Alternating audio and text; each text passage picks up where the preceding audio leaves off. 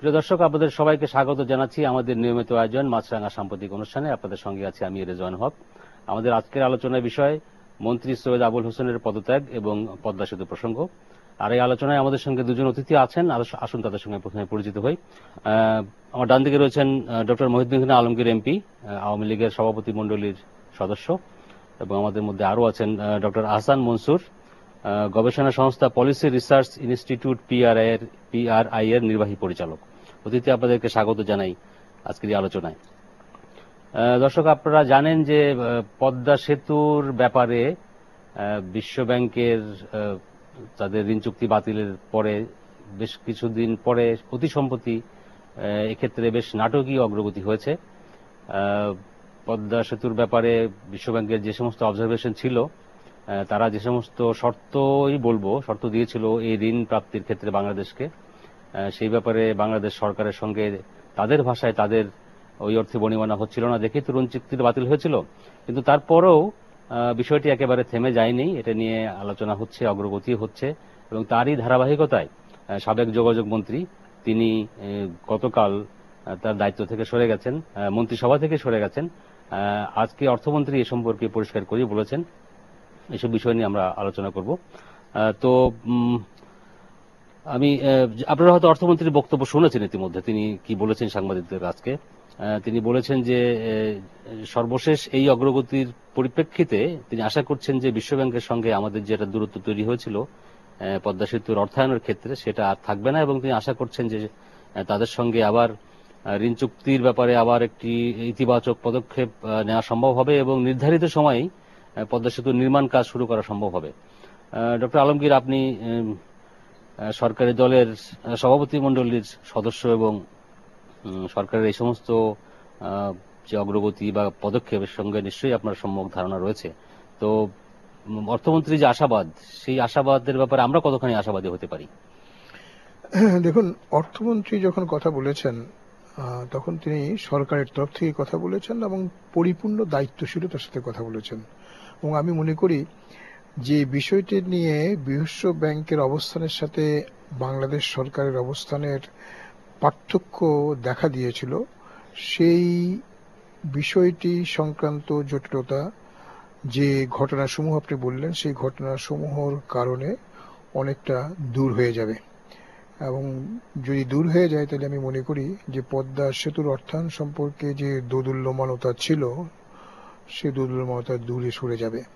এখানে সুস্পষ্টভাবে দুটি মন্তব্য আমি করতে চাইব। প্রথম মন্তব্য, আমি মনে করি বাংলাদেশের মতো অর্থনীতিকে সহায়তা করার জন্যই কিন্তু 1944 সালে ব্রেটন উডস চুক্তির আওতায় বিশ্বব্যাংকের মতো প্রতিষ্ঠান হয়েছিল। বিশ্বব্যাংক কিন্তু মার্কিন যুক্তরাষ্ট্র কিংবা ওই কানাডা কিংবা যুক্তরাজ্য এই ধরনের উন্নত দেশের উন্নয়নের জন্য বা সেখানে বিনিয়োগের জন্য সৃষ্টি করা হয়নি। কাজেই শত প্রতিকূলতা সত্ত্বেও, শত ব্যত্যয় সত্ত্বেও যদি বাংলাদেশের মতো অর্থনীতিতে এই ধরনের বড় প্রকল্প অর্থায়নে বিশ্ব ব্যাংক যে কোনো কারণেই দূরে সরে যায়, সেটা বিশ্ব ব্যাংকেরও ব্যর্থতা হবে বলে আমি মনে করি। এবং এ কথাও সুস্পষ্টভাবে আমাদের মনে রাখতে হবে এই প্রসঙ্গে যে কোনো ব্যক্তি বিশেষ বা মহল বিশেষ সম্পর্কে কোনো দাতা গোষ্ঠীর যদি কোনো ভিন্নতর অবস্থান থাকে, তাহলে সেই ভিন্নতর অবস্থানের কারণে সেই দেশের সকল মানুষকে শাস্তি দেওয়ার কোনো যৌক্তিকতা সেই ব্রেটন উডস যে চুক্তির কথা আমি বললাম, সেই চুক্তির ধারা অনুযায়ী আরোপ করা কোনো মতেই সঙ্গত হবে না। আর দ্বিতীয় যে কথাটা আমি বলতে চাইব তা হলো এই যে গণতন্ত্রের প্রতি পূর্ণাঙ্গ আস্থা রেখে গণতান্ত্রিক ঐতিহ্য অনুসরণ করেই এক্ষেত্রে সাবেক যোগাযোগ মন্ত্রীর দোষ প্রমাণিত না হওয়া সত্ত্বেও তিনি পদত্যাগ করেছেন। আমি মনে করি একটা গণতান্ত্রিক শাসন ব্যবস্থায়, গণতান্ত্রিক সরকার পরিচালনায় এটা উত্তম একটি উদাহরণ তিনি সৃষ্টি করেছেন। এবং এক্ষেত্রে পূর্ণাঙ্গ দায়িত্বশীলতার সাথে সংসদীয় গণতন্ত্র যেভাবে প্রশাসিত হয়, সেভাবে প্রশাসিতের অনুকূলে তার এই পদক্ষেপ আমাদের সকলকে উৎসাহিত করেছে এবং সকলের কাছে এটা একটা উদাহরণ সৃষ্টি করেছে। সেজন্য তার পদত্যাগকে আমি স্বাগত জানাই। শুধু স্বাগত নয়, এভাবে তার পদত্যাগকে স্বাগত জানানোর সাথে সাথে তিনিও যে পদক্ষেপ নিয়েছেন তাকেও আমি স্বাগত জানাই। ধন্যবাদ। ডক্টর আহসান মনসুর, আশাবাদ নিয়ে আমরা আলোচনা করছিলাম। বাংলাদেশ তো অনেক দূরই এগিয়ে গেল যে মতো পার্থক্য বা অবস্থানের পার্থক্য ছিল সেক্ষেত্রে সেই পার্থক্যটা দূর করার জন্য। তো এখন তাহলে তো আমরা আশাবাদী হতে পারি। অবশ্যই, কারণ আমি সবসময় মনে করি যে বাংলাদেশ হচ্ছে বিশ্ব ব্যাংকের একটা সদস্য এবং অন্যতম সদস্য, এবং বিশ্ব ব্যাংকে তাদের সদস্যদের সাথে ডিল তো করতেই হবে। এই সম্পর্কটা তো ব্যক্তি, বিশ্ব ব্যাংকের প্রেসিডেন্ট যেতে পারে বা আমাদের কোনো মন্ত্রী যেতে পারে, কিন্তু বাংলাদেশও যাবে না, বিশ্ব ব্যাংকও হয়তো থাকবে। তো জিনিসটা হচ্ছে এটাই, আমাদের সম্পর্কটা হচ্ছে অনেকটা চিরস্থায়ী। যদি বিশ্ব ব্যাংক থাকে, বাংলাদেশও থাকবে তার সাথে। এটা নৈবেক্তিক সম্পর্ক, এটার সাথে কিন্তু অতীতের প্রেসিডেন্টের বা আমাদের অতীতের কোনো মন্ত্রী বা ব্যক্তি বিশেষের সম্পর্কের সাথে জোড়া লাগানোটা ঠিক না।